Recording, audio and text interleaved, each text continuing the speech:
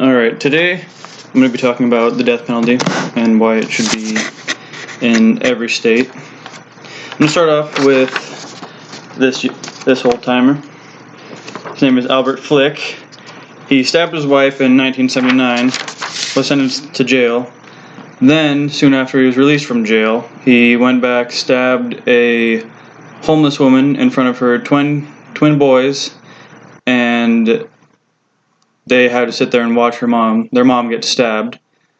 And instead of, he was lucky enough that he lived in Maine, where the death penalty was abolished in 1887. And so he had the chance to live out his life and come back and commit another crime like that. Which, if you bring back the death penalty, then you don't have to worry about people like that. Such as Ted Bundy, for example, killed numerous amounts of girls. John Wayne Gacy had tons of people stuffed underneath in the basement of his house. Charles Manson, who didn't really kill them, but was part of it. He organized everything. Now, just some facts about the death penalty. The definition of the death penalty, according to futureofworking.com, is the legal process where the state sends a death row inmate to execution as a response for a crime.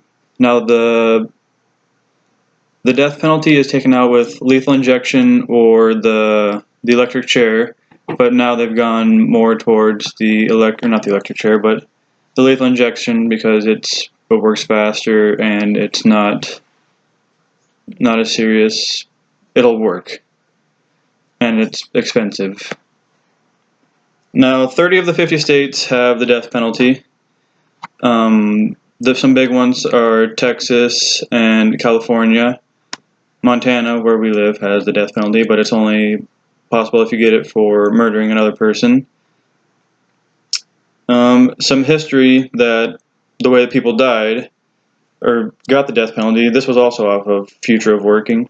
They were boiled to death, flayed, slow slicing, crucifixion, impalement, crushing, disembowelment, stoning, burning, decapitation, dismemberment, scaphism, electrocution, shooting, and hanging. Now, they've got rid of a lot of those, pretty much all of them. Besides, there are some places that still have the firing squads and the hangings. Now it's just mainly the whole lethal injection. The electric chair was, I think, taken out in 1993. I have to do some more research on that to figure that out. China uses the death penalty for cases such as human trafficking, which here in the U.S. it's not punishable by the death penalty for human trafficking. The Middle East, they use it for rape, adultery, incest, and sodomy, and whenever you want to change religions, they will even kill you then. Some of them still use the firing squad, like I said earlier. Those are places such as Indonesia and China. They will shoot you in the back of the head, just execute you basically. India, Japan, and Singapore use the hanging still today, and that was all from Green Garage. And Saudi Arabia, they kill you with the sword. They will head clean off. You're donezo. Some pros for the death penalty. Some pros for that are it'll make people who are murderers not want to murder. People say that's not a fact, that if you use an example of somebody, say somebody killed someone and they get the death penalty, that it's not going to change the outlook for other people. But if it was me, I wouldn't kill someone. If I'm going to die, no thank you. And they just need to be more serious about it whenever it comes to more serious crimes, like an eye for an eye. If someone steals a candy bar and they get locked up, why should they get the same punishment for somebody who is taking the lives of 2 to 3 people at a time? It's just not fair. And it's not carried out brutally, such as the other ways that I was just talking about, such as a firing squad or a hanging. It is from lethal injection, so you basically go to sleep and don't wake up.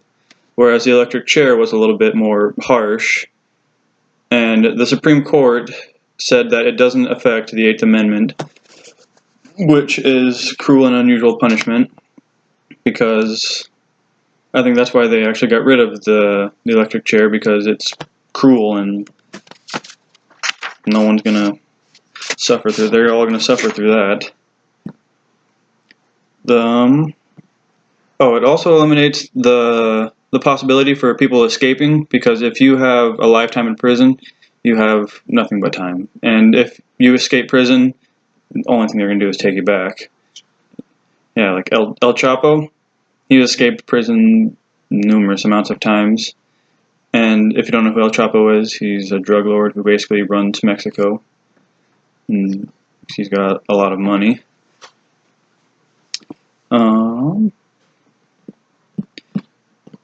Now I'm going to talk about the cons of the death penalty, such as things like it says that it's a denial of human rights, saying that you're taking a life, but the person who is getting the death penalty took a life for what reason? Like, what was the point of it?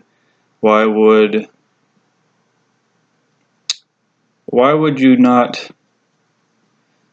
I guess spending a lifetime in jail wouldn't be.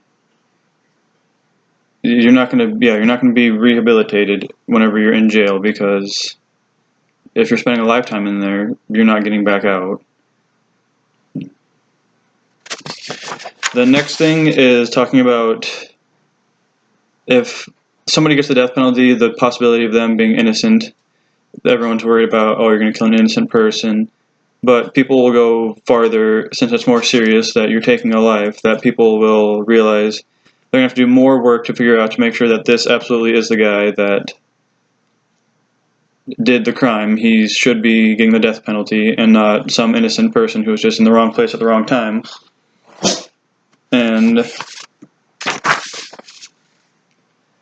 there's some places where children have been executed for crimes even as small as stealing. According to Green Garage, there was 145 executions happened in China, the Congo, Pakistan, Sudan, South Sudan, Yemen, Nigeria, and even the U.S.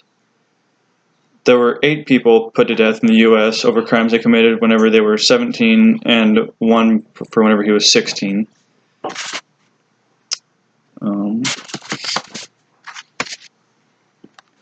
So really, the death penalty is, I think it should come back, because it'll stop people such as old cuckoo bird Albert Fink here from getting out and having the mental mind just to go out and kill somebody because they feel like it. It's just taking away from other lives, and it's a mental disease. Murdering is. And they become more of a threat to society. Now, to wrap all this up, whether it's right or wrong, the ultimate decision is up to you to decide.